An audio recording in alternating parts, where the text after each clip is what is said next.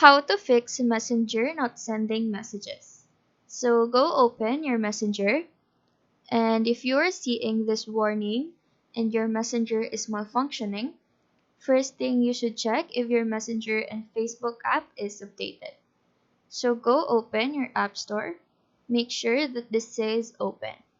If this says update, then go update the application first to have the latest version of the app.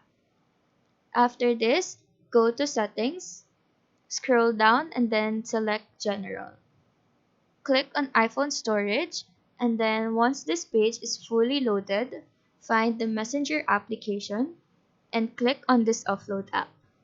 This issue could be because of the heavy data that the app currently holds, so by offloading, the current data and cache will be refreshed.